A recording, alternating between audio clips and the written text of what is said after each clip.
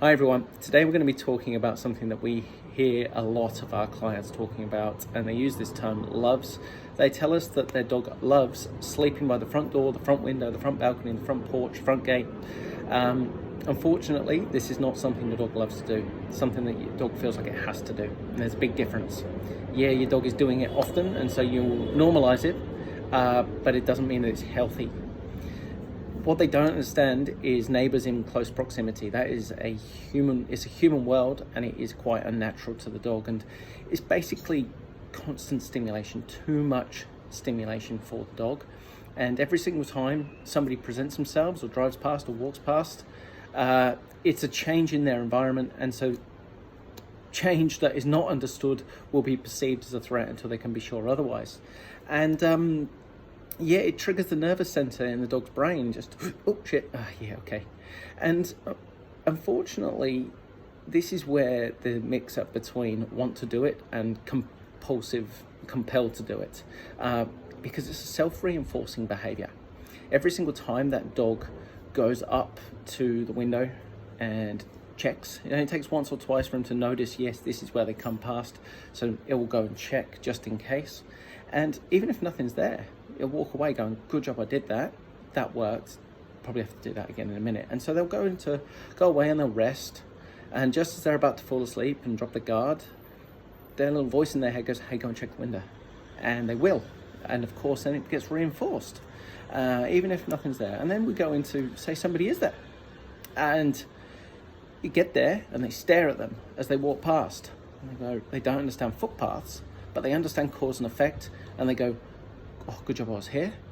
That person left, or that dog left, and now I definitely need to be here next time.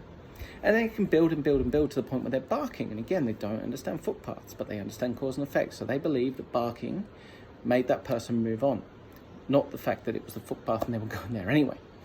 And beyond that, it could be just standing there in anticipation of something bad about to happen. Just constantly waiting at the window. Again, if it was a person, you'd ask them if they're all right, because it's not normal, and they're not all right. They need more help than that.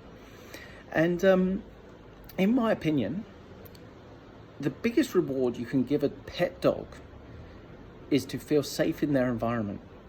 And if your dog is constantly checking the window, if your dog is barking excessively at passers-by, your dog is communicating really clearly in their language that they don't feel safe in their home environment, and you're getting the fundamentals of dog ownership wrong.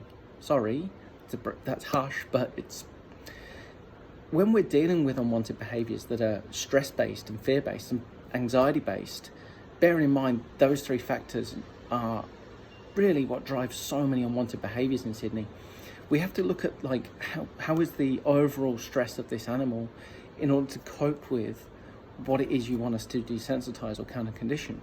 And if the dog is carrying stress all day, every day, because it's constantly exposed to what it perceives as a potential threat all day, even if it's in its head, then we need to manage that, because otherwise these are the foundations we're setting.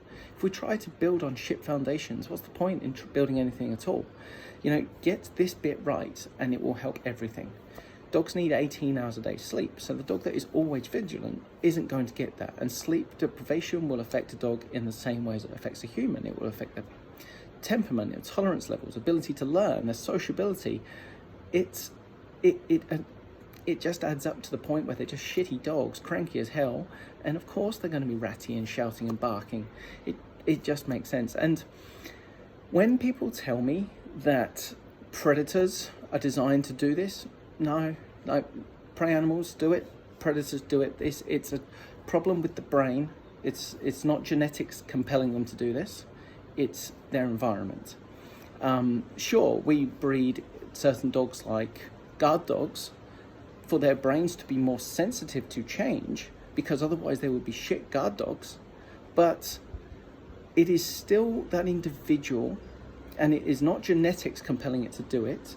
It is a sensitivity to change, and that means it's not being brave, it's not trying to defend you. Remember, it's a self-serving animal.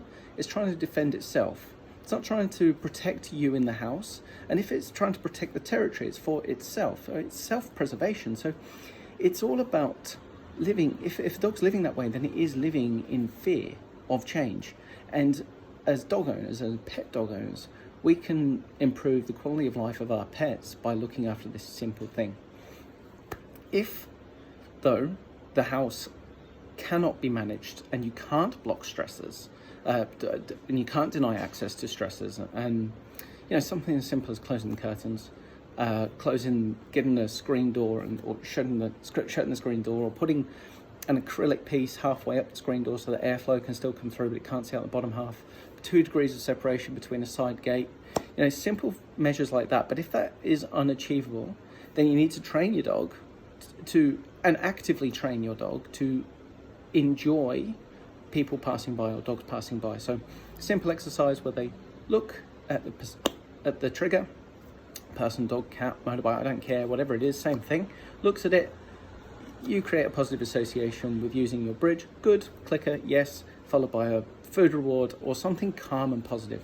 It doesn't have to be hyper and positive. You don't want to create hyper arousal every time somebody goes past the house, but calm and positive to build positive associations and reduce the stress of the dog, the learned association of stresses going past the house.